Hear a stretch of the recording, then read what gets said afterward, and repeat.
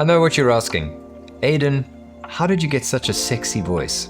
And the next question would be, why would I buy the Retroid Pocket G2 over the upcoming Retroid Pocket 6? The Retroid Pocket 6 has a 120Hz screen, a Snapdragon 8 Gen 2 chip, and a swanky new design. And when I say swanky, I mean incredibly generic, because the retro gaming community kicked up such a stink that they strong-armed Retroid to remove any character from an already slightly generic design. The 12GB RAM version of the Retroid Pocket 6 moves swiftly away from our precious $199 price point, but does present some decent performance security for things like PC emulation, higher end emulation like Switch and 3DS even, and for things like BFI, black frame insertion, which can be very resource heavy.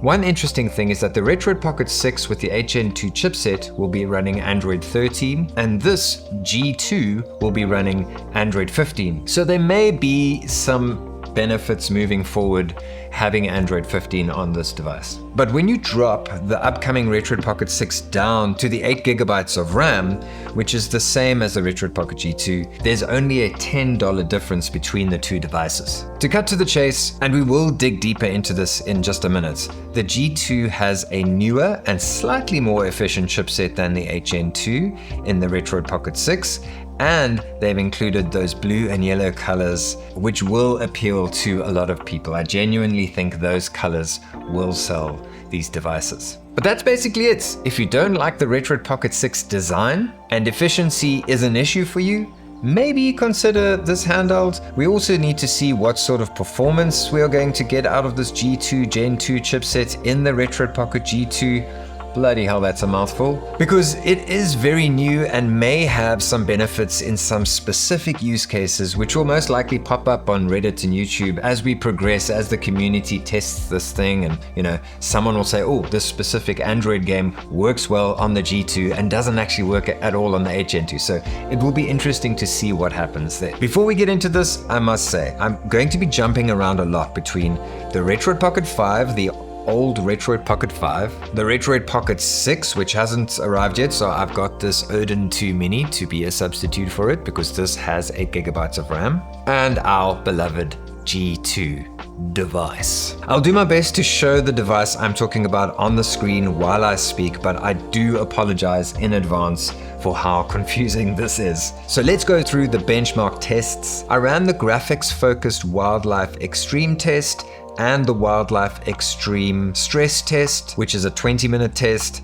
And then I did the Geekbench 6 for the CPU test for some numbers for us to analyze. I am using the Odin 2 Mini as a substitute for the Retroid Pocket 6 because it's the only 8 Gen 2 device I have with 8GB of RAM. So here we go. The GPU test, the wildlife extreme test. So this 8 Gen 2 device, which has 8GB of RAM, I ran on this Wildlife Extreme test and it got a 3768 score with an FPS rating of 22.38. That's the average FPS that this device ran at the stress test. Now, the G2, on the other hand, got a 3037, so lower, but not like markedly lower. It is lower than the Odin 2 Mini, and with a frame rate of 18.9 throughout that stress test. Now, the Retroid Pocket 5 got a 1327 rating, which is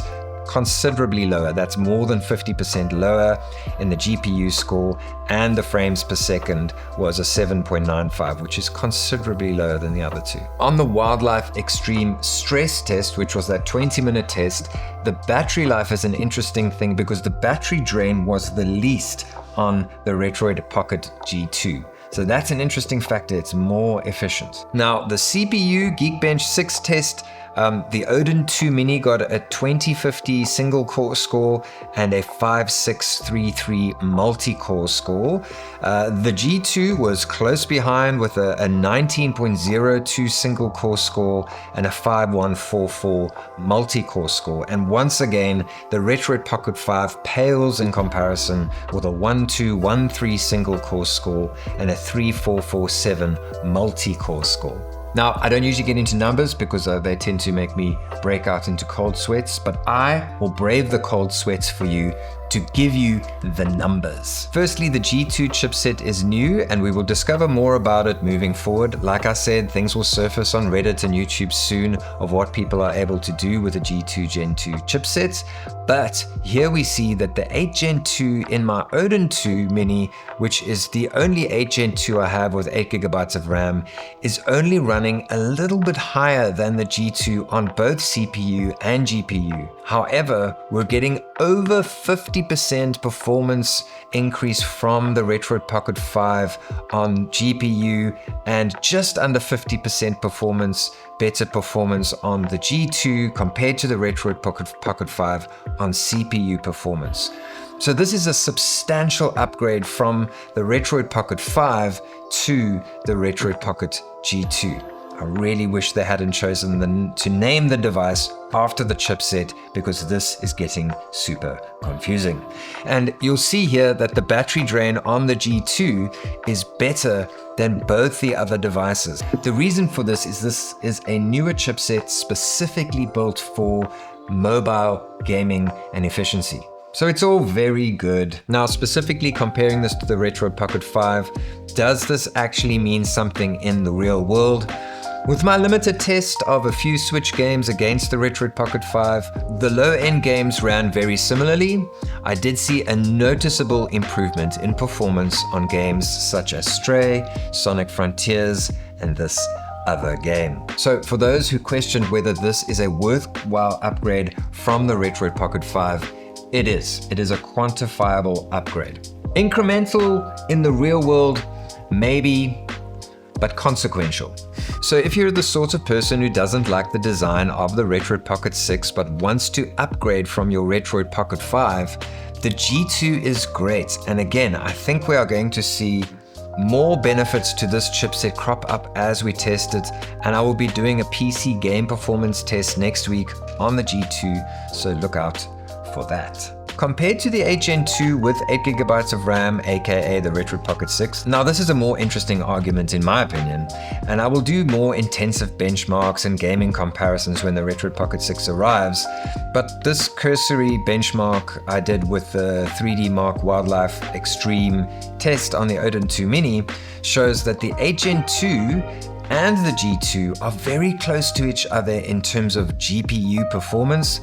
The 8 Gen 2 lost more battery life over the test, but ran at a slightly higher FPS throughout the benchmark test I did. So we will see better performance on the 8 Gen 2 at the expense of battery life. It's actually difficult to recommend this G2 over an 8 Gen 2 handheld like the Retroid Pocket 6 that is $209. I think it's a nice last hurrah from Retroid to our beloved Retroid Pocket 5, but I do feel that the price needed to be a little lower for this to make more sense.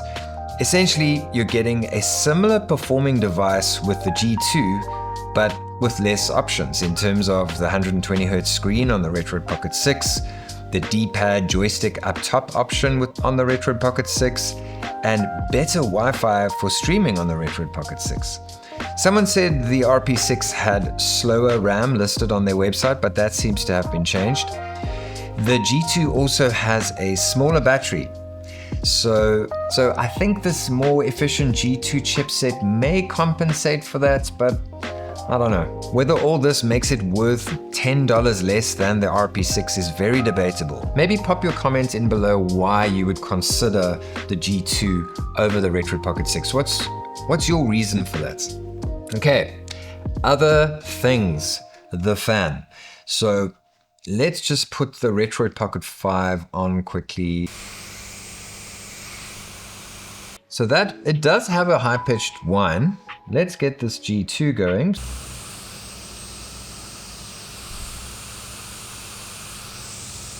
It's very difficult to get across on screen, but it is particularly more whiny, the fan.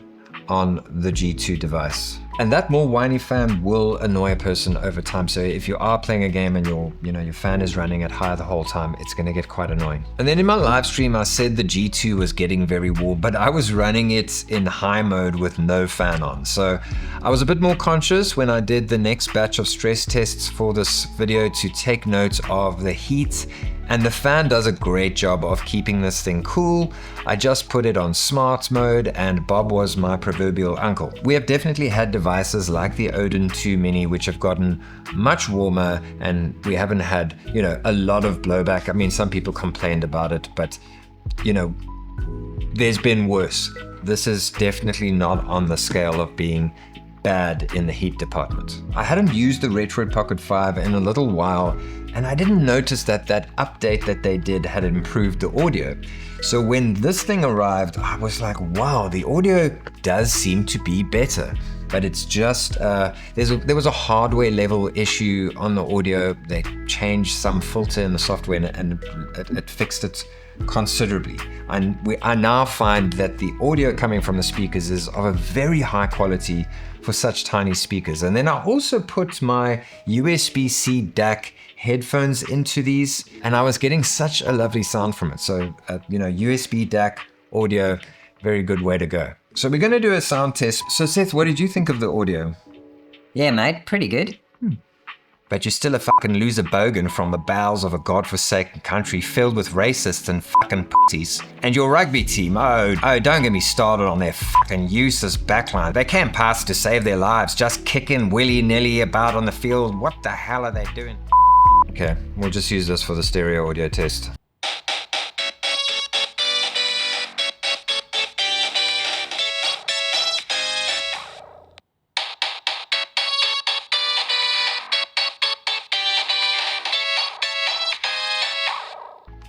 So as you can hear, audio is quite comparable between the two devices. And, if that test didn't come across well on YouTube, trust me. I'm not seeing much of a difference regarding the PWM test, and FPS seems to be stable, to my eye at least. But also, to my eye, the G2 screen seems ever, and I'm not going to even bother with YouTube because you're not going to see it, but it's ever so slightly more saturated on the G2, which is pretty much immaterial. It's not going to make a huge difference to your daily life. Both of these screens are phenomenal. So is a 16:9 device for you? I should have kind of probably led with this. I kind of buried the lead with this video because if you aren't into 16:9 devices, this is obviously not for you. And the reason why I bring this up is because the market has changed considerably. I'm going to be very honest with you and say that I was very into the Retroid Pocket 4 and the Retroid Pocket 3 Plus. They were like my world. I made a lot of videos about them. I used them personally. These were my favorite devices. I haven't used the Retroid Pocket 5 as much. Obviously, the channel has grown. There's so many devices coming out, but therein lies the thing that I want to talk about is there are so many devices coming out, and Retroid are not the groundbreaking thing that they were in the past. These are still wonderful devices, and I'm going to say at the end of the video that they are one of our favorite manufacturers. But, for example, Ioneo have entered the market with aggressive pricing on, this should have been part of their Conquer range, I'm sure of it. This is a 3GB RAM, 64GB hard drive, Android device with a MediaTek chip, but it's a 4:3 screen with beautiful hardware, limited to what it can play. I don't think it even does PS2, so we're going to talk about this one in a future video, but the reason I bring that up is you might not be into PSP emulation. You might not be into streaming your games from your PC to your lounge. You want a compact game streaming device. You might not be into Switch emulation. You might not be into other 16:9 things. What else is there? PC emulation with GameHub. I am going to do a video specifically for the PC game emulation, so hang around for that one. But you might not be into those things. And if you aren't into those things, if you're a true retro gamer like me, There are so many great devices. My personal device right now is the RG477M, which is a beautiful device. Overpriced, yeah, probably, but it plays NES so wonderfully. It feels good in the hand. I like a metal device. And so the RG477M is the device for me as a retro gamer. There's also this device, and I will put the link in the description below. Lit NXT sent me this, which is the RG476H, which is a swan song to retro gamers. This is an NES dreamboat, like SNES, NES, Sega Master System, Sega Mega Drive, all those things. This is going to be wonderful. So there are so many devices out there for performance-hungry people, like the RG477M even does some PC gaming, so there's a lot of that out there with a 4x3 screen. So if you are into more of that scene, this is not going to mean anything to you, because you should rather go for one of those handhelds, because they are so good now. And this is a gentle nudge to you, Retroid, because you need to bring out, I'm telling you now, the fans will love this. When this came out, I said in my review, this is a great device. I can remember in the year it was 2024 or whatever, and I said, this is too small a screen for 2024. If you brought this out in 2026 with a big screen with the same design, I think we would love it. Like with the clear plastics, with all the funky colors that you guys do, bring back a bit of that Retroid charm. This thing will sell like hotcakes. A powerful 4x3 handheld in this form factor. Yes. Okay, let's end with an argument. So what do we have here? I have spent quite a lot of time kicking the tires on this thing, on this G2, wondering why I like it. It's going to have a lower spec screen than the RP6, a lower spec chipset, and although it is slightly more battery efficient, I'm not sure it's efficient enough to make up for the 1000 milliamp hour difference of the two batteries between the RP6 and the G2. If you want a joystick on top, sorry, this one's not for you. If you want the most tried and trusted chipset for emulators right now, sorry, this one's not for you.